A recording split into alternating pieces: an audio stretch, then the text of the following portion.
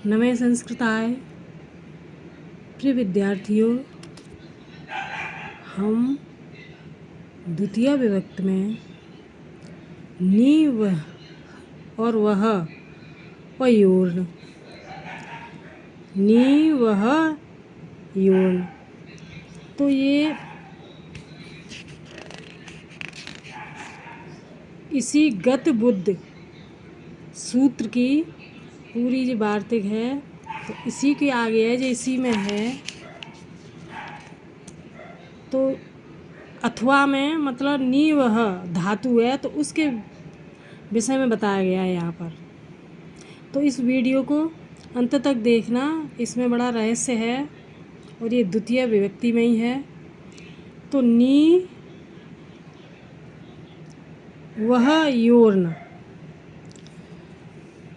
तो नी और वह यानी ले जाना।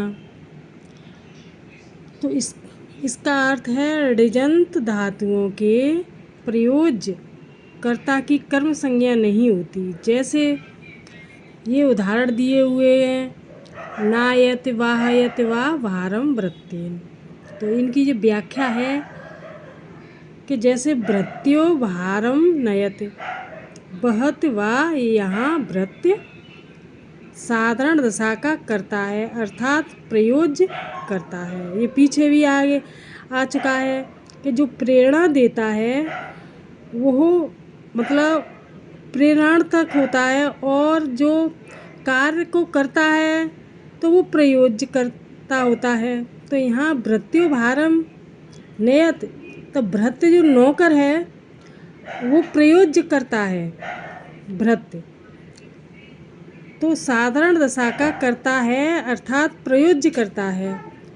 तो नायत वाहयत वा भारम भृत्तेन, तो यहाँ ऋजंत के प्रयोग में भृत्य को कर्म संज्ञा नहीं होती, अपितु वह कर्ता ही रहता है और कर्ता में तृतीया होती है।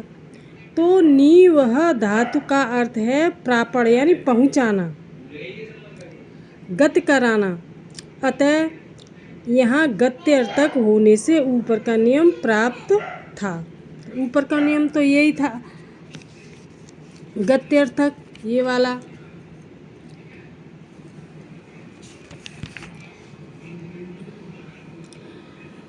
तो नियंत्र इत, तो आगे सूत्र कहता है नियंत्र कर्त कस्य वहेर निषेधः वाहयत रथम वाहन सूत। तो इसकी व्याख्या है कि नी वहोर्न सूत्र से इस वार्तिक में से किया हुआ कर्म संज्ञा का निषेध वहाँ नहीं होगा जहाँ वह धातु का कर्ता नियंत्र हाँकने वाला होगा। जैसे वाहा अश्वा, वाह कहते हैं अश्वा रथम वहंत, तान नियंता सारथ प्रेरियत। तो ये संस्कृत है पूरी, और ये उदाहरण है वाहयत रथम वाहन सूत। तो सारथ अश्व द्वारा रथ को ले जाता है।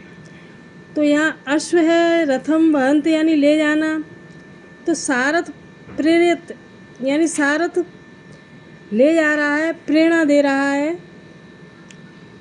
यहाँ वाह यानी प्रयोज्यकर्ता की कर्म संज्ञा होकर उसमें द्वितीय विभक्ति हो ही जाती है। अब है आगे वाला सूत्र, आदि खाद्योर्ण, आदयत खादयत वान बटुना। इसकी व्याख्या है, देखो अड़यंत अद और खाद धातु के कर्ता को उनके ऋयंत प्रयोग में कर्म संज्ञा नहीं होती, अतः प्रयोज्य कर्ता में तृतीया होती है। जैसे क्यों होती है, देखो इसमें रहस्य आदयत खादयत वा अन्नम बटुना। तो बालक को अन्न खिलाता है, तो बटु जो है अन्नम अत्ति खादत्वा तम अन्न प्रेरियत। यहाँ अद और खाद धातु के भक्षणार्थक तो होने के कारण सूत्रगत बुद्धि से बटु की कर्म संज्ञा प्राप्त थी, लेकिन प्रस्तुत वार्तिक के अनुसार वह कर्म संज्ञा नहीं होती, अतएव बटु करता ही रहता है और उसमें तृतीया विभक्त होती है। आगे वाला है भक्षेर हिंसार्थस्य न भक्षयत्यन्नं बटुना अहिंसार्थस्य किं भक्षयत बलि वरदान सस्यम। तो भक्षेर अहिंसार्थस्य नः, यह वार्तिक अथवा क्या कहती है कि जब भक्ष धातु का भाव हिंसा, पीड़ा देना या हानि पहुंचाना नहीं होता तो उसके साधारण दशा के कर्ता को ऋजंत के प्रयोग में कर्म संज्ञा नहीं होती। जैसे क्यों नहीं होती कि भक्ष्यन्ते अन्नम बटुना, ये उदाहरण है। बटु अन्नम भक्ष्यते, बटु अन्न खाता है, उसे दूसरा प्रेरित करता है, तो भक्ष्यते अन्नम बटुना, यहाँ बटु की कर्म संज्ञा नहीं होती तथा कर्ता में तृतीया विभक्त ही होती है। वही उदाहरण है। तो आगे है अहिंसार्थस्य किमति, उदाहरण है इसी का। तो जहाँ भक्ष धातु के भाव से हिंसा प्रकट होती है वहाँ इसके प्रयोज्य कर्ता की कर्म संज्ञा हो ही जाती है। अतएव बलिवर्दा सस्यम भक्ष्यन्ते तान अन्न प्रेरयत भक्ष्यत बलि वरदान सस्यम, यहाँ बलि वरदान में द्वितीय होती है। अन्न की हानि हृदय को पीड़ा पहुँचाती है, इसीलिए यहाँ हिंसा है। तो देखो अब आगे वाला जो वार्तिक है जलपत, इसमें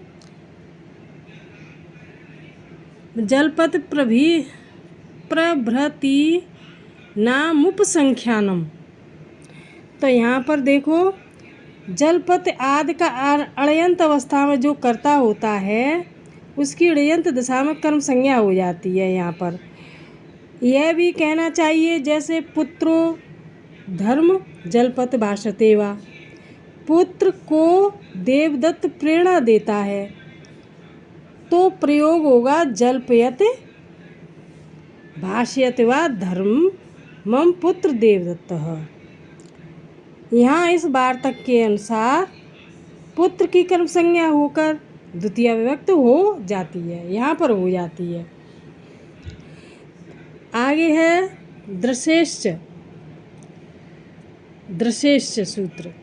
तो दृशेश्च से दृश्य माने देखना, धातु का साधारण दशा का कर्ता प्रेरणार्थक के प्रयोग में कर्म संज्ञ हो जाता है। जैसे भक्ता हरिम पश्यन्ति, उन्हें गुरु प्रेरित करता है तो दर्शयत हरिम भक्तान, यहाँ इस नियम से भक्त की कर्म संज्ञा होती है तथा कर्म में द्वितीय विभक्त हो जाती है। आगे है इसी का उदाहरण सूत्रे ज्ञान सामान्य अर्थानाम इति, ये उदाहरण है इसके। देखो दर्शयत हरिम भक्तान सूत्रे ज्ञान सामान्य अर्थानाम इव ग्रहणम न तो तद्विशेषा अर्थानामित्यनेन ज्ञापते तेन स्मरत जिग्रतीत्यादीनां न स्मारयत ग्रापयत वा देवदत्तेन। तो ये उदाहरण है। दृश्य यानी देखना, तो ये इनकी व्याख्या है यहाँ पर। तो सूत्र ज्ञान सामान्य अर्थानाम इत गत बुद्ध आदि सूत्र में बुद्ध शब्द से ज्ञान सामान्यवाची बुद्ध ज्ञा आदि धातुओं का ही ग्रहण होता है। ज्ञान विशेष की वाचक स्मृत जिग्रत आदि का नहीं। यह दृशेश्च वार्तिक से अनेल पता चलता है।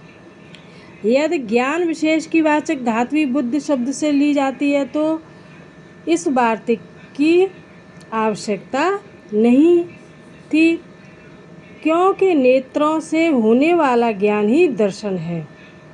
इस ज्ञापक का फल यह होता है। तेन किम स्मारयत ग्रापयत व देवदत्तेन, यहाँ देवदत्त की कर्म संज्ञा नहीं होगी।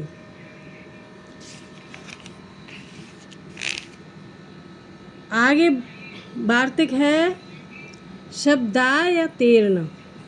तो शब्दाय तीर्ण व यानी शब्दाय धातु के कर्ता की प्रेरणार्थक के प्रयोग में कर्म संज्ञा नहीं होती, क्योंकि शब्दाय यह नाम धातु है।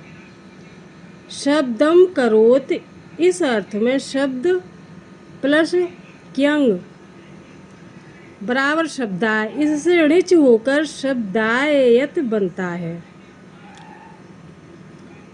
तो ये उदाहरण है शब्दायत देवदत्ते, शब्दायते देवदत्त, देवदत्त शब्द करता है, उसको कोई प्रेरणा देता है। शब्दायत देवदत्तन, देवदत्तेन यहाँ धातु के अर्थ में शब्द रूपी कर्म संग्रहित हो गया है, अतः यहाँ यह धातु अकर्मक है। और अकर्मक होने के कारण गत बुद्ध सूत्र से जो पीछे पढ़ा चुकी हूँ पहले, आदि सूत्र से प्रेरणार्थक के प्रयोग में साधारण दशा के कर्ता को कर्म संज्ञा प्राप्त होती है।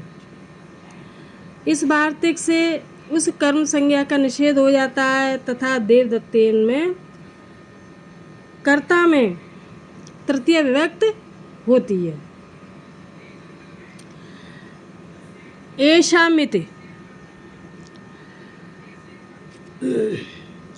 आगे वाला है उदाहरण ऐशामिति। इस सूत्र में अकर्मक धातु वे मानी गई हैं जिनका देश काल आदि से भिन्न कर्म संभव नहीं।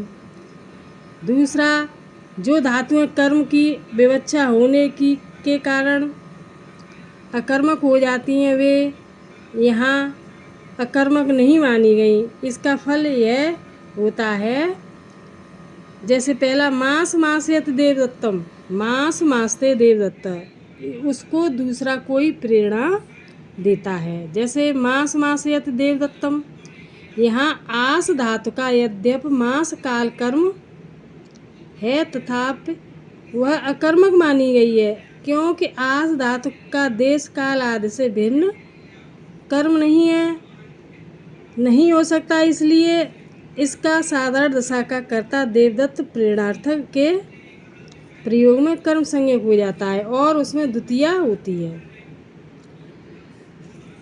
अब दूसरा उदाहरण है देवदत्तेन पाचयत, देवदत्त पचत, यहाँ कर्म अब विवक्षित है तथापि पच धातु अकर्मक नहीं मानी जाती, अतएव देवदत्तेन पाचयत में देवदत्त की कर्म संज्ञा नहीं होती और कर्ता में तृतीया हो जाती है।